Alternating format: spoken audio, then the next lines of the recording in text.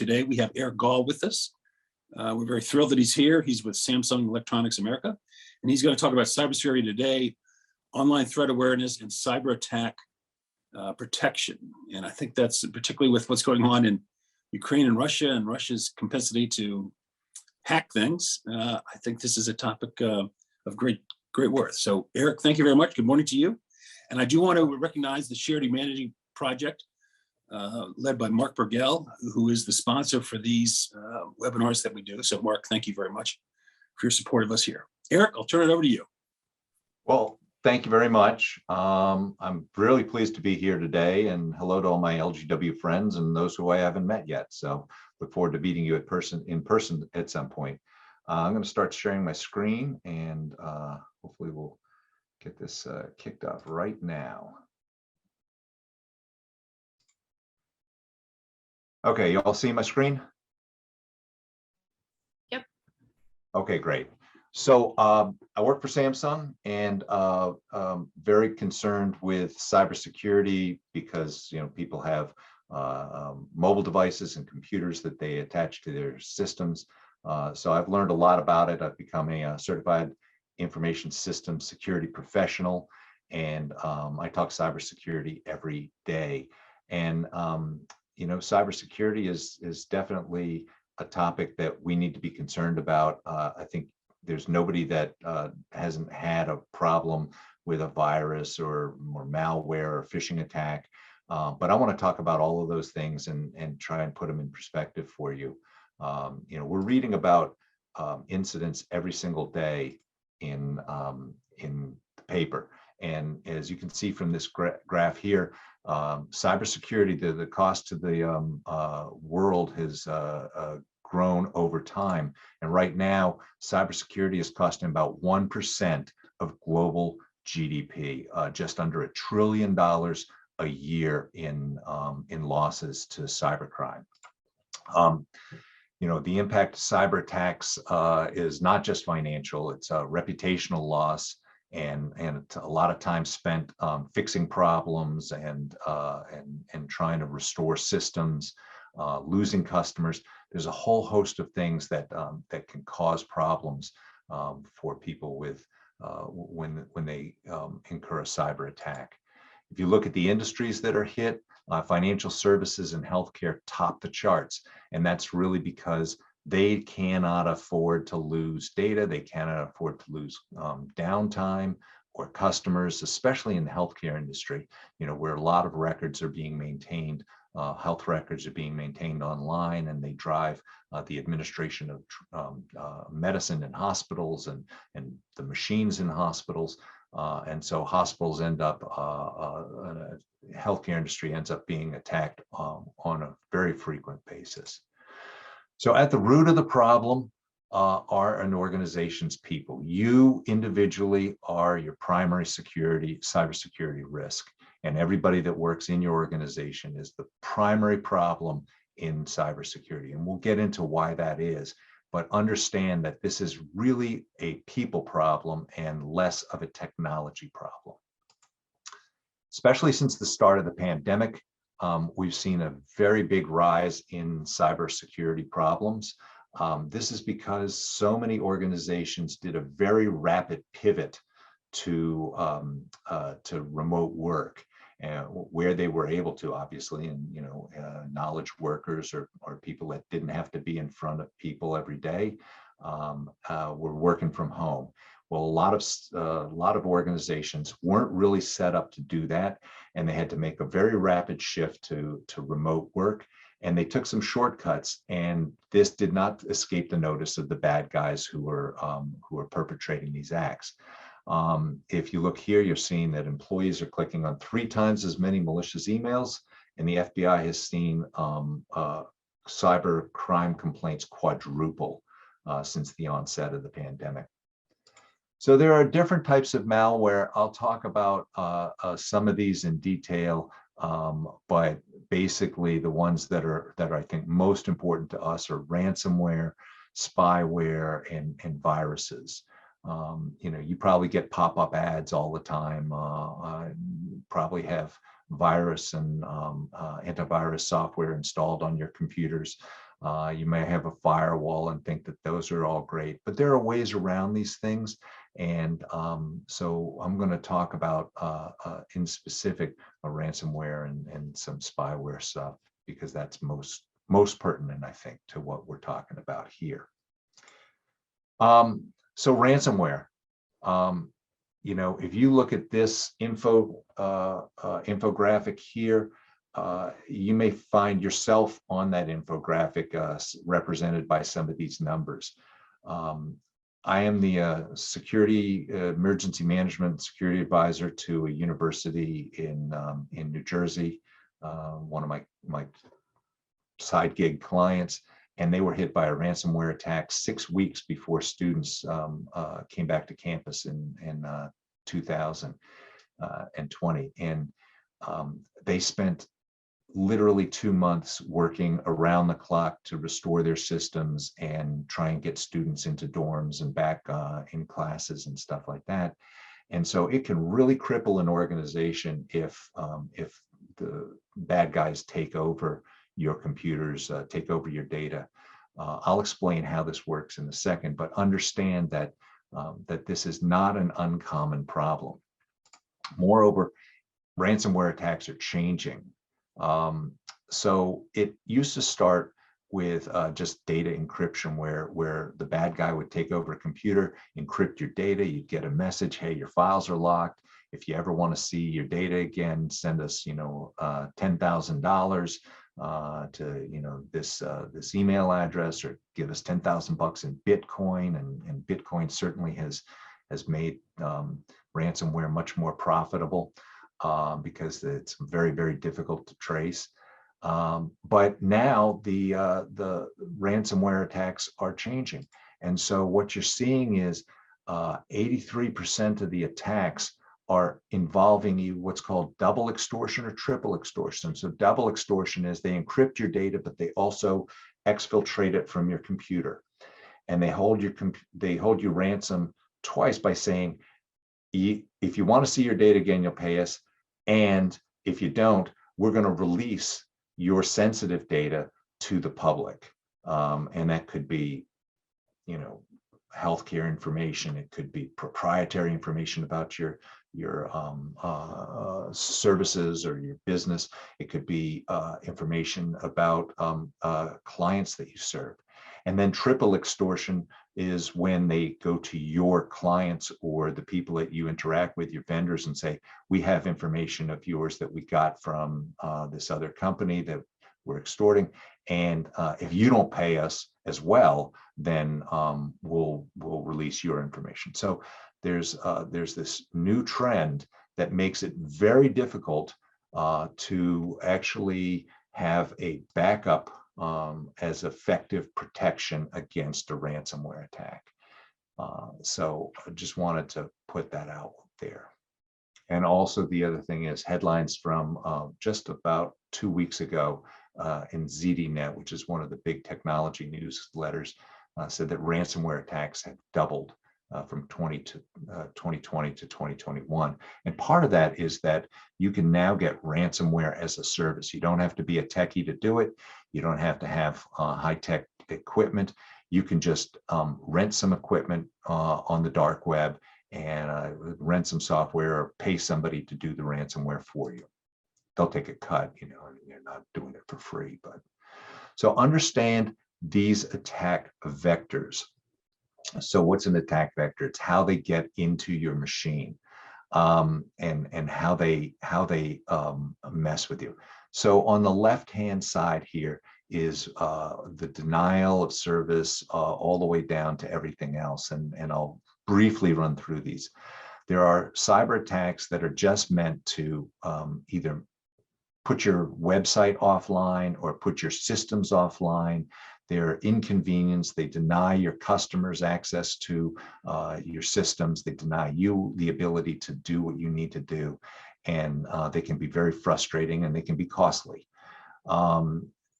Basic web application attacks are, I'll show you some of these in a minute, but they're using the web to get inside your system and mess with your data or interrupt your business processes.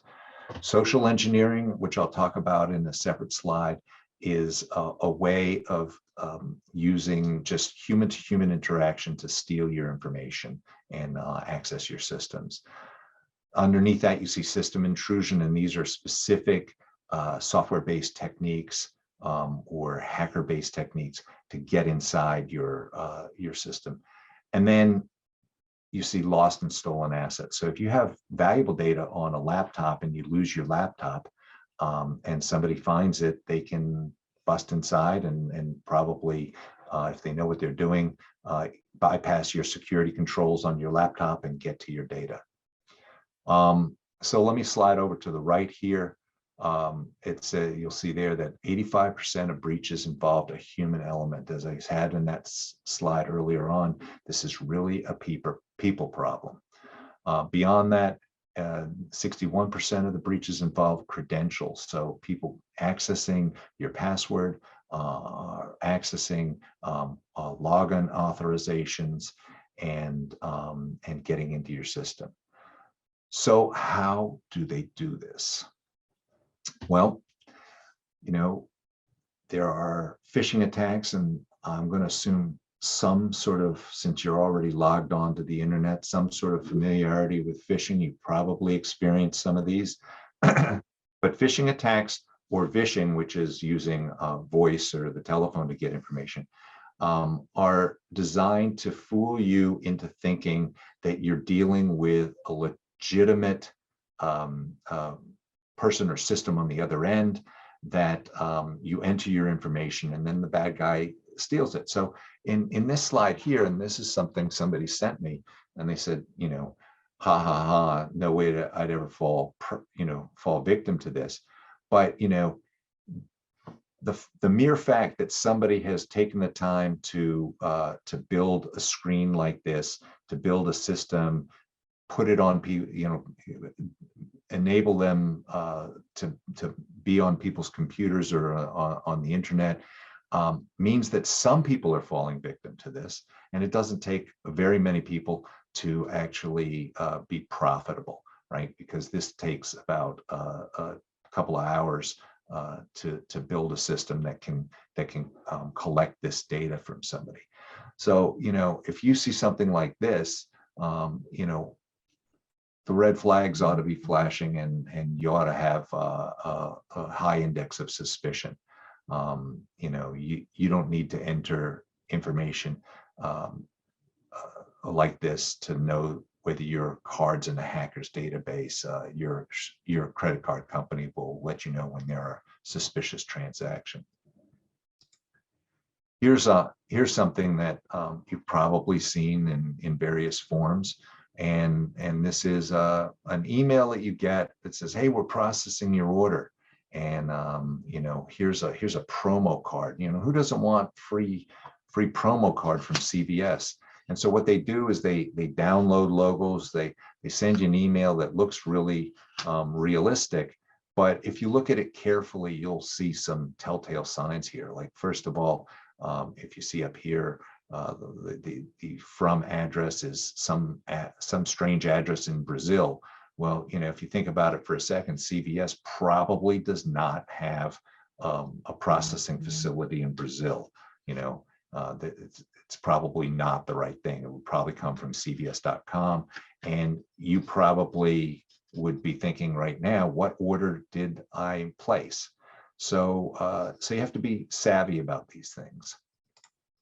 There's a whole host of attempts to get data using IRS type attacks, and the IRS will never send you something that says, hey, if you want a tax refund, you know, just click this email and we'll get you your tax refund. You know, the IRS has a whole page of their website devoted to the fact that they don't send out emails like this. And also, you know, let's be realistic. When was the last time that the IRS did anything in 6 to 9 days on your behalf? So if you get stuff like this, you know, you should be suspicious. You should be looking at who sent it and looking at the spelling and the grammar. because very often these folks are using really bad grammar. You know, looking here, if you want your founds, where they meant funds, and there's also other grammar, if needed it in this circle here, or some of your money were lost. Well, you know, I know the IRS isn't everybody's favorite organization, but you know, they generally have people that know English and can put a good sentence together. So as the IRS on its webpage says, it does not initiate communications through email. Here's something that purports to be from somebody's bank.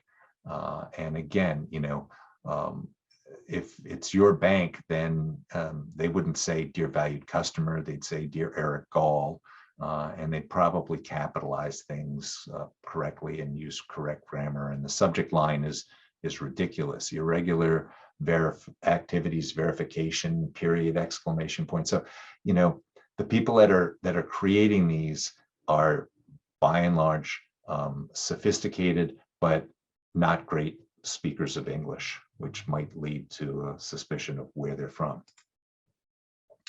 Spearphishing is the technique to use information that somebody has found about you on the web, probably, and to send information, a phishing attack to you with information about you. And it lowers your index of suspicion when you see your name correctly used or something that somebody knows about you.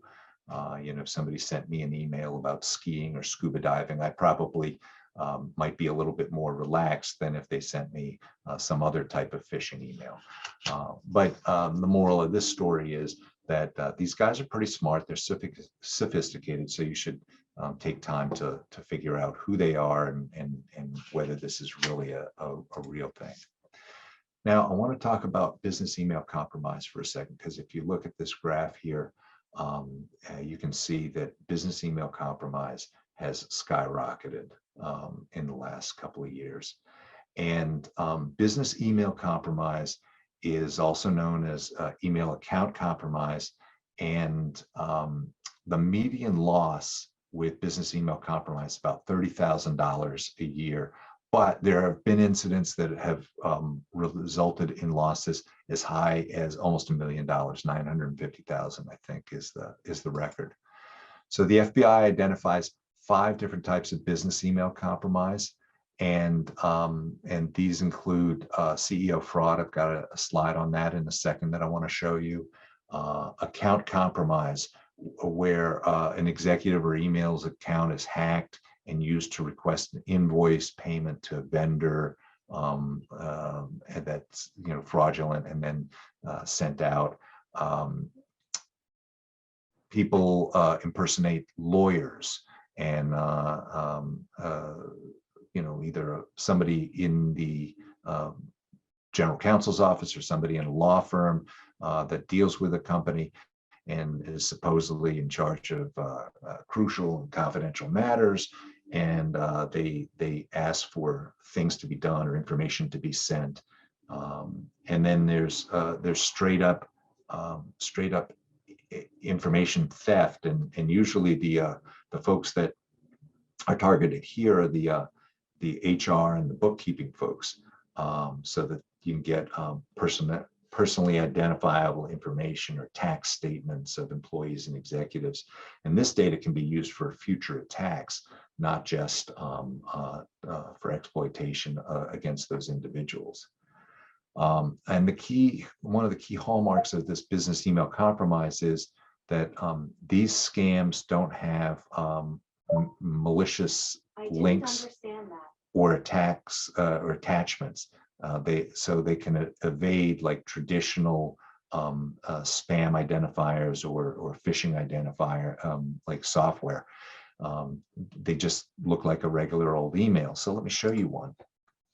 So this is the CEO email scam, and basically what this person has done is send out an email as the CEO of a company, and said to this person, Alana, that he wants a list of the W-2 employees' wage and tax statements and get them out as fast as you can. Now, if you're somebody who's sort of low down in the organization in an accounting office, and the CEO sends you a request that says, I want this as fast as possible. And, so what are you going to do? You're going to probably jump on it and prepare that PDF and hit reply and say, here you go, Stu. Here's your information. Well, unless they have taken the time to read the email address of the reply to email address, that PDF, it may be going outside the organization to somebody else. And so, the idea of the CEO scam is that they're directing people to do wire transfers or send information, and they're using the high CEO status to bully people into doing something that they wouldn't otherwise do. So let's talk a little bit about spyware. And once somebody gets you to click on a malicious link in an email or download something that's malicious, those links and those malicious downloads can install software on your system to create a way of exfiltrating data that is unknown to you. It's spyware. So they're spying on what you're typing using a keystroke logger, or logging everything you do on a website, a malicious website. There are actually hardware keystroke loggers, and I'm showing you one right here that have been installed on people's machines. And how do they get there? Well, it doesn't take very long for a bad actor who's maybe a janitorial person, or pretends to be a utility person, or some sort of building maintenance person, unattended in an office, to slip one of these things into the back of a computer, and literally can be done in a matter of a couple of seconds. And these USB keystroke loggers plug right in, and then they fool the Windows operating system into believing that they're a critical component. So if you were to discover this and take it out, your computer would then say, hey, you've removed a critical component, please put that back in. And unless you're pretty sophisticated, you might actually just put that back in. So these keystroke loggers, catch everything you type and send it. They phone home to the mothership, and they send everything back to the cyber criminal. And that can be passwords, and it can be how to access certain files and critical information, whether it's websites or what have you. But they're capturing everything you're typing, including personal information and credit card numbers and the like. So let's talk about passwords for a second, because I've got about a little less than 10 minutes left, and this is a really critical topic. Password security is one of the key failing points for most cyber breaches or cyber attacks. We all remember what happened with the Colonial pipeline ransomware attack in 2021. That was an employee that had clicked on something. They got their password stolen. It got spread around on the dark web, and then hackers were able to get in and compromise the system by planting. They had a system access, and they were able to plant ransomware on the Colonial Pipelines system. And it cost them millions. the federal government was lucky and was able to go after the hackers and recoup some of the Bitcoin that was spent. But it still messed with a lot of people's lives for about a week and a half, and also cost Colonial Pipeline about $1 million in the end. So I want you to think right now about the passwords that you use when I show you this chart here. So this is something that came out fairly recently, and it shows how fast somebody can use what's called a brute force attack to identify what your password is. And I looked at the methodology that they have, and this does require fairly sophisticated knowledge. But the point here is that these people, these hackers, are sophisticated. They have access to the kinds of computing that's needed to do these brute force attacks. So if your password is 4 characters, they can basically break your password, guess your password almost instantly. Even standard passwords nowadays, they're 8 characters or more. And so if they're only numbers or lowercase letters, it's fairly instant. And, they can even guess complex passwords of 8 characters with, numbers, uppercase and lowercase letters and symbols within, under 40 minutes. And so, what you're seeing now is more and more systems requiring lengthier and lengthier passwords. And this is because, you need to be able to get into this range here where it's red or orange, where the level of work required to break a password isn't worth what they're likely to be able to get.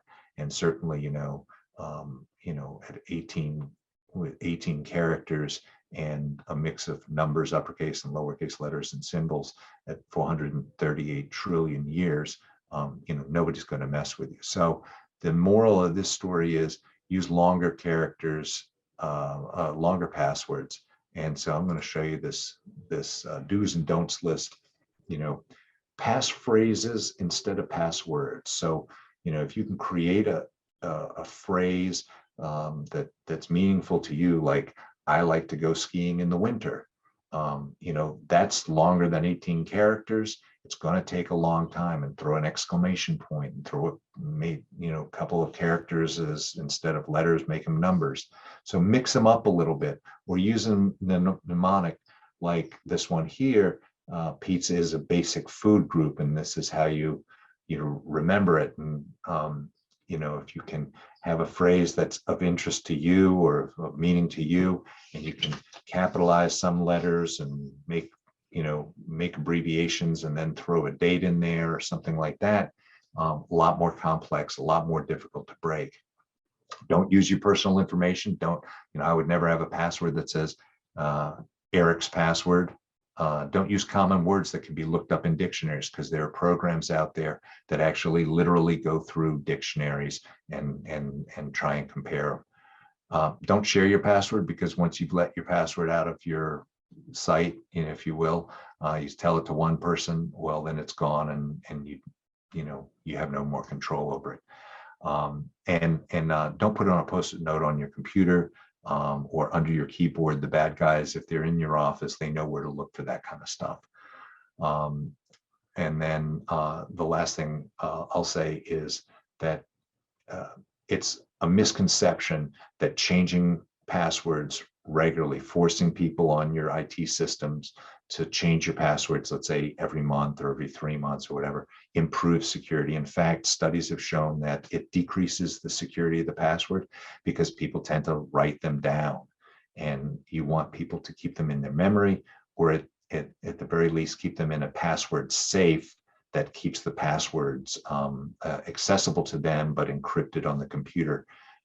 So you don't want to force people to change their passwords a lot, because that sort of is a self-defeating prophecy. I want to talk very quickly about social engineering and elicitation. This is actually screenshots of people that were trying to social engineer against me.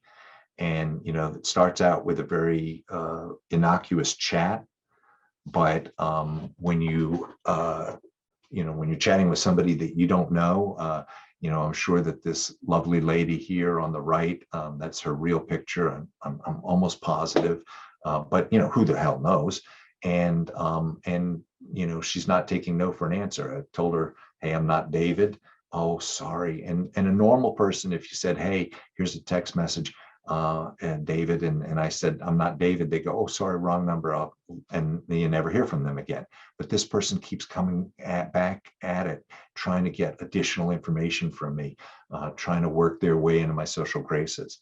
And you see this, the concept of social engineering in most spy movies, let's say, when, there's some guy with a top secret clearance and he's in a bar, and, the most beautiful woman in the world comes in to the bar, sits down next to him, starts chatting him up. Well, there's a reason why she's there, and, he's not the best looking guy in the world, but this fabulously beautiful woman is engaging and charming and interesting and interested in him. That's not an accident. So you have to be thinking about why these people are engaging with you. It's a really good reason never to wear your ID tag from work, your work ID out on the metro or at a bar or anything like that. When not at work, take that ID card off, put it in your bag or your briefcase or whatever, and don't let people know who you are, because they can begin to build that picture, get all the pieces, and then start engaging with you. And once you're off your guard, all bets are off, and that's what they're counting on. Public Wi-Fi is a really dangerous thing. When you go to Starbucks or you're on, the airport Wi-Fi, you want to be using a virtual private network, because anything that's being sent over public Wi-Fi is something that somebody else can be sniffing and reading. And so use your phone hotspot or a VPN, and don't do banking and don't do sensitive anything on public Wi-Fi. So some common cyber hygiene errors. Weak passwords, we talked about that. The password refresh requirements are too frequent. We talked about that. Clicking on links and opening attachments. So you're seeing more and more email systems now putting a banner at the top of an email that says, this email came to us from outside of our IT system. Please be very cautious anytime you're opening attachments or clicking on links. If you didn't expect this from anybody, verify it before you do. So, you have to train your people. And this is where it goes back to the whole idea of this is a people-based problem. You have to train your people. And this is husbands, wives, kids, parents, grandparents, don't click on stuff that you're not expecting. Another big problem is not installing operating system and software updates. So let me explain this for a second. There's nobody that writes perfect software. And there are vulnerabilities inherent in most operating systems and in most software packages that you use. And there are people that spend their entire professional lives trying to crack those systems because they're cyber criminals. There are also people that spend their entire lives trying to crack those systems because they're what we call ethical hackers, so that they can identify those flaws and report them to the people that wrote the software. And when we identify a vulnerability, then it's incumbent upon the people that wrote the software to update the software and to what's called patch those vulnerabilities. And so when you're getting update requests either on your cell phone or your computer, and it's saying, hey, we have an update for you for the Windows operating system or your iOS iPhone or your Android phone, it's important to do those updates, because those updates are what prevent people from exploiting vulnerabilities that exist in earlier editions of the software that you're using. Another problem is allowing users to install whatever software they want. So if you are issuing cell phones to people, or they're using their own cell phones, but then they're allowed to use apps and get into your email or touch your IT system at work, whatever they're doing on their endpoint, in a laptop and a cell phone, those are referred to as endpoints. Whatever they're doing on their endpoints are potentially introducing vulnerabilities into your system. So if they are touching your system with an endpoint, you have the right to say, we want certain security controls, and you can blacklist software that and there's lists of software that have vulnerabilities, and you can blacklist that software, and your IT administrator ought to be exercising that prerogative. I'm going to skip over that too many privileges for normal users and allowing access to corporate systems without a VPN. If you're not using a virtual private network or a VPN, and you're allowing people to access your corporate systems without a VPN, you're introducing a big vulnerability into your system. So real quick, because I'm over time and I want to have plenty of time for question and answer. If you Google Stop, Think, and Connect through these federal government cybersecurity infrastructure security agency, you'll get a whole bunch of information that they have out there about how you can better protect your systems. So I urge you to actually go up on that website, read what they have to offer, download their toolkit.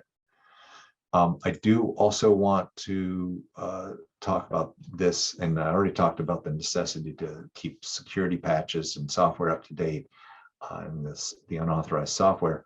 But the USB drives, those little thumb drives, are very dangerous.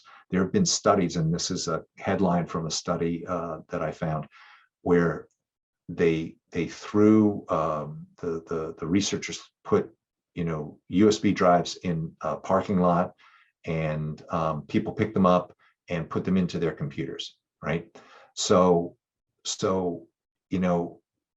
that's like injecting it. The second that USB drive is in your machine, it has the ability to inject malware or spyware onto your machine.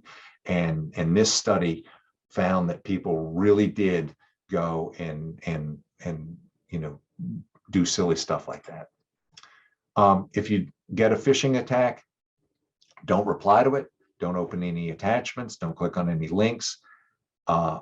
Forward it to your IT administrator, or if you have a specific email that is where you would forward, if you have phishing@abccorp.com or whatever, some companies have already set up a place that you can send emails that are suspicious, and they'll look at them, they'll quarantine them and look at them and try and figure out whether they're dangerous or not. Just don't even reply to it, because replying to it indicates to the sender that they're dealing with a real email address, and they can capture information from you when you reply. Physical security is also important. If you let people into your offices and you don't know who they are, they can be installing stuff onto your machines. They can be looking for passwords on sticky notes. So watch out for people that are going into areas where they shouldn't be. Wear an ID and challenge people you don't know who are there. And if you do have people that need to be there, make sure they're escorted. And then enforce a clean desk policy. Don't leave paper lying around on desks that might have information on it. Lock your desks and file cabinets. Lock your computer when you're away. Don't wear your ID card in public. And we've talked about elicitation. So that's basically what I wanted to cover. It's question and answer time, and I'll take all your questions that you might have. Eric, thank you very much. That was very, very informative. Appreciate it very much. So we've got a couple questions from Jennifer Jones, and Leadership Greater Chicago member, a fellow who's now an LGW member. So Jennifer, welcome. Thank you again for being with us. What about the security of iPhones, iPads, etc.? You talked about laptops, or what about all the more mobile devices? And do you have a recommendation for password storage on phones or other devices? So those are two questions. So I'm going to talk generically about mobile devices because I work for a mobile device manufacturer, and I'm not going to talk ill about the fruit company or any other manufacturers of endpoint devices. But I will say that all mobile devices have occasional problems. Some have problems more than others. I'm very proud of the fact that we have fewer problems than most at Samsung. But we have them from time to time, and we take care of them.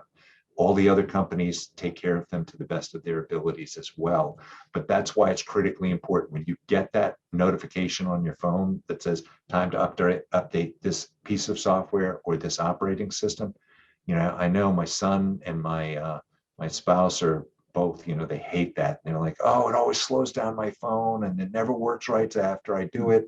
But the fact is that if you're not updating it, you're making it more vulnerable for the future. I forgot the second half of that question. I'm sorry. About the password storage, what do you recommend for that? And Lois Right. Frankel has sort of follow up on that. Right. Are some services better than others? Is it safe since you need to remember the password to get into them? Someone can guess that password. Do they have access to all your accounts? The software that I personally use is called Data Vault. And I like it for several reasons. First of all, it syncs across all my devices. So whether I'm on my cell phone or my laptop or what have you, I can get access to my Data Vault. The way these things work is you have a master password to get into the application. The same kinds of password rules apply to that master password, right? The more complex, the better. I will tell you that if any of you want to see my Data Vault, I'd be happy to show you every password that's up in my Data Vault on, I'll put it up on the computer and you can look through it now because it won't do you any good. What I do with my Data Vault is I put in the information, let's say it's CNN.com, and here's my login for CNN.com. And instead of putting in the actual password or the actual username, I put in a code that reminds me of what my username is and a code that reminds me of what my password is for that particular account. And so I'm perfectly happy with the idea that any of you can look on in my Data Vault, but all of the password storage systems, the password managers, use the same sort of techniques. They do encrypt the data, so you're not going to see like a file and usernames and passwords unless you have the master password to get into the system. But I think that it's really important that people use some sort of password manager instead of like pen and paper, because they're a lot safer than pen and paper. And again, my recommendation would be don't put the actual passwords in, put in reminders of what that password would be. So Nick Mann says he's debated the idea that if you receive a phishing attack, you're already compromised. So deleting the message doesn't help. Yes or no to that? Not really. So you can receive it. I mean, we receive phishing attacks via email all the time, right? So the phishing attack comes in the form of a normal email. And if I know your email address, Doug, I can send you an email and it has the link or it has malware attached as an attachment. And so if you activate it, then you've compromised your system. But if you simply forward it on to your IT folks and say, hey, I got this email from somebody today and I'm really suspicious about it, then your IT administrators, your network security people can look at it, they can read the headers, they can do whatever forensics they're going to do and determine whether this is actually a phishing attack. And so you're not compromised unless you've clicked on a link or clicked on an attachment. Dominique Richardson wants to know what are the things she can do to help harden her company's network? They have monthly phishing tests and training already. What are some of the things you might be able to do? I was just looking at the chat here. So Dominique's a cybersecurity engineer. So yay, appreciate your being here, Dominique. So I'll talk slightly higher level for you. Network segmentation and firewalls are just absolutely critical, right? And so sad story, but the university that I am an advisor to had all of its stuff on one network. They didn't have any subnets. And so network segmentation, for those of you who are not IT folks, is taking pieces of your network and putting it on branches. Think of it as a branch of a tree. And each branch and each sub branch has its own firewall. And so it makes it more difficult for an attacker, once they're inside, to figure out where do they go to get this data. And then they have to breach another firewall. And sometimes, you know, people put up one or two firewalls to, you know, on one of those branches. So they get to pass that first firewall, they got to get second firewall before they get to the data. Dominique, another thing that you can be looking at is you know, honeypots and other kinds of traps to lure people away from you know, the data that you really care about, and to see the techniques that they're using to get in. But you know, I think that that the monthly phishing test and training is absolutely critical. And so I sort of glossed over this. I'll explain this for the rest of you guys. There are services that you can use.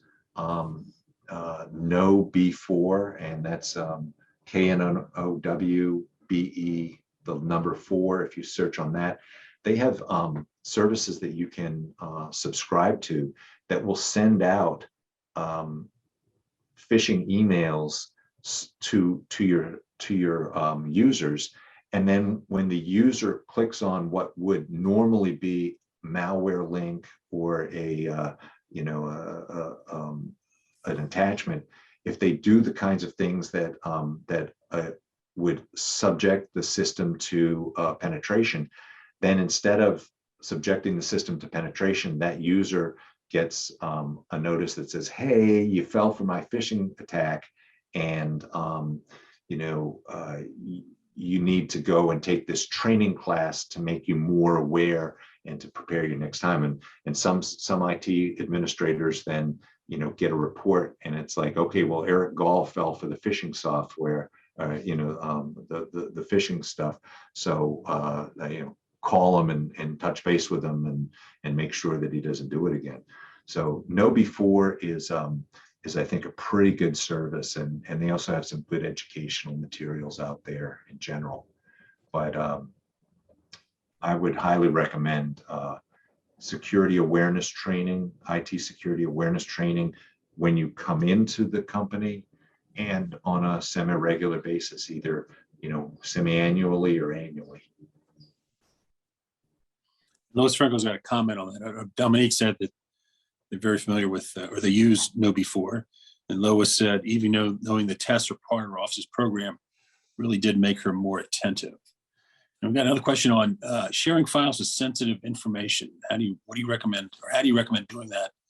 OneDrive link with a password or something else?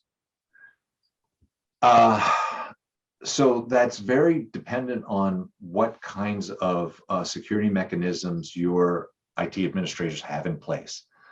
Sort of the obviously the least secure thing that you can do is just simply attach an unencrypted file to an email and send it to somebody, because when it's in transit, if it's unencrypted, that email can be intercepted really anywhere along its route throughout, you know, the internet, and then downloaded and read, right? So at a minimum, you want to use encryption on sensitive documents that are being sent.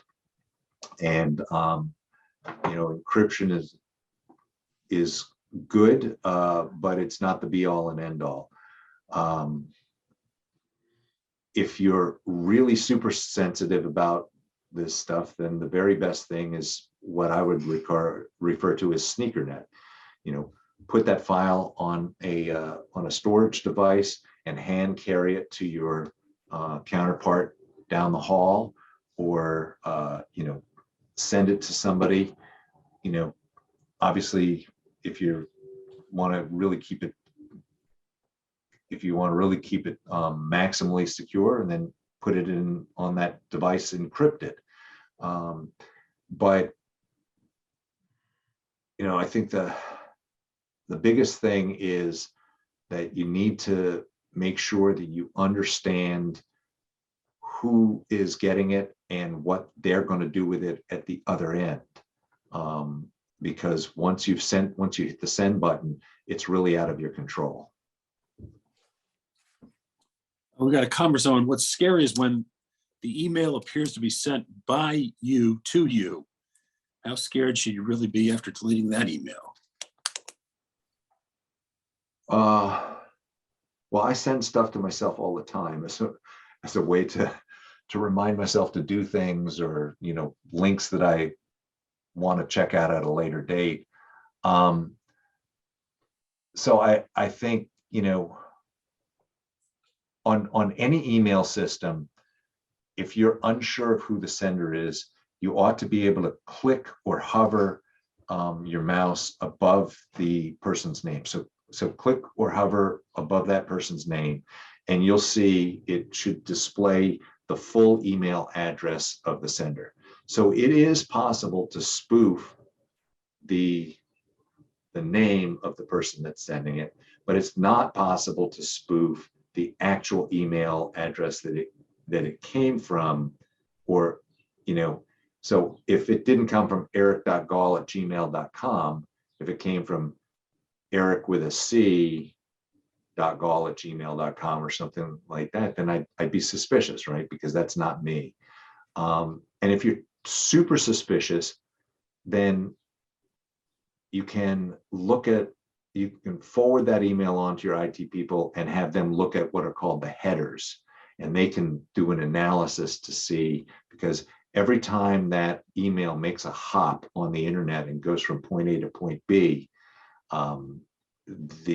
there's like a little bit more information that's appended, so you can see the whole route of transit across the internet, and you can see who sent it and where. So your IT administrators will be able to decipher those headers and help you out. Erik, thank you very much. What a great session we had today.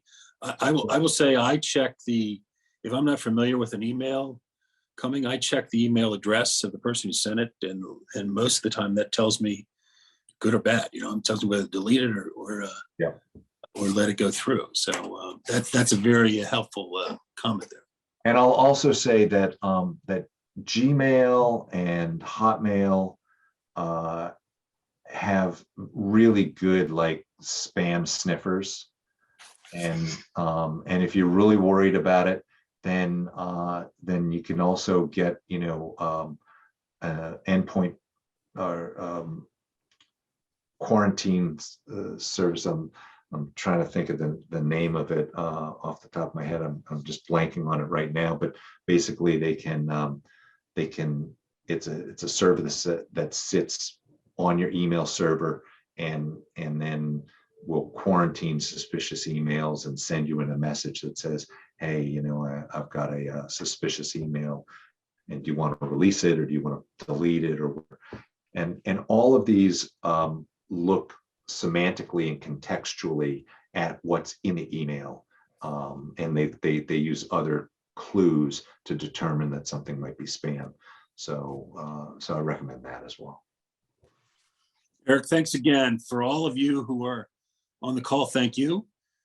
We do, as we do everything at LGW, we have a survey to tell us how we did and improvements we can make and things you like. So please, it's going to be put in the chat. Please click on the link to that and fill it out for us to give us some feedback on what happened today. Erik, thank you very much. And everybody, look forward to seeing you in the next couple sessions that we have. And we are starting to get back together in person. So it's nice to see. So anyway, thank you, Erik. Thank you. Take care.